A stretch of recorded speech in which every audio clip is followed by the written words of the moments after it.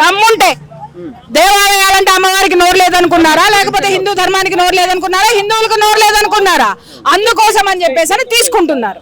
తర్వాత మొన్న ఒక ఎంఆర్ఓ గారు ఆ ఎంఆర్ఓ గారు మరి ఎవరు అధికారిని మాత్రం అడిగిందంట, 2 కోట్లు ఇచ్చి 2 కోట్లు మీరు అడిగిన స్థలం 2 కోట్లు ఖరీదు చేస్తుంది తెలుసా, ఆ 2 కోట్లు ఇచ్చి మీరు రిజిస్ట్రేషన్ చేయించుకోండి అంట.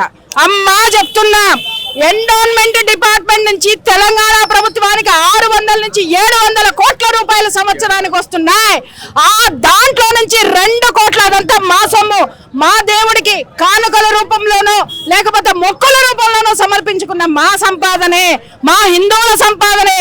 ఆఫ్టర్ ఆల్ 2 కోట్లు తీయండి, దాంట్లో నుంచి మా సొమ్ము మాకివ్వండి, రిజిస్ట్రేషన్ చేసి అక్కడ పెట్టండి. మీకు దమ్ము ధైర్యం ఉంటే, మీకు లెక్కలు కనుక వచ్చి ఉండనట్టయితే మీకు తెలియకపోతే చెప్పండి ఎంత ఇన్కమ్ వస్తుందో లెక్కలతో సహా చెప్తాం మేము. అంటే కాంగ్రెస్ రూల్ నడుస్తుంది అనుకోవచ్చా? ఇప్పుడు పరిస్థితులు కానీ ఏదైనా చూస్తా ఉంటే కాంగ్రెస్ రూల్ నడుస్తా ఉందో తెలంగాణ?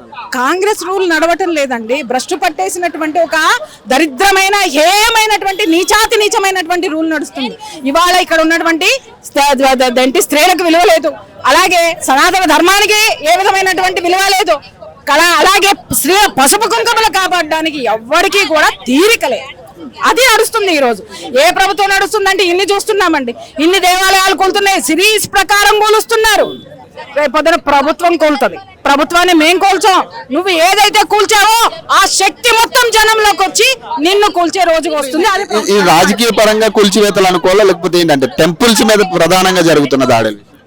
200% కదండి. టెంపుల్స్ ని కూల్చేసిన వాళ్ళందరూ ఎవరండి? దేనికోసం కూల్చేశారండి?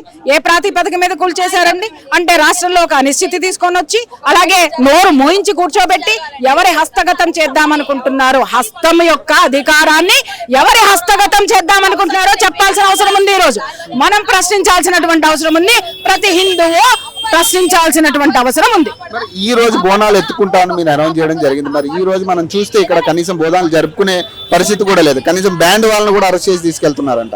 మరి ఈ టైంలో మరి బోనాలు ఎత్తుకు తీరుతారా ఈ రోజు, లేకపోతే ఎత్తాలి అనేటటువంటి కాన్సెప్టే వీళ్ళ గుండెల్లో భయం పుట్టించింది. ఎందుకు అరెస్టులు చేస్తారంటే ఎప్పుడైనా ఆందోళన జరుగుతాయేమో, లేకపోతే మేం చేసింది తప్పని బయటపడుతుందేమో, లేకపోతే ఇక్కడ ఏమైనా అల్లర్లు జరుగుతాయేమో, ఇలాంటి భయంతో కదా అరెస్ట్ చేస్తారు.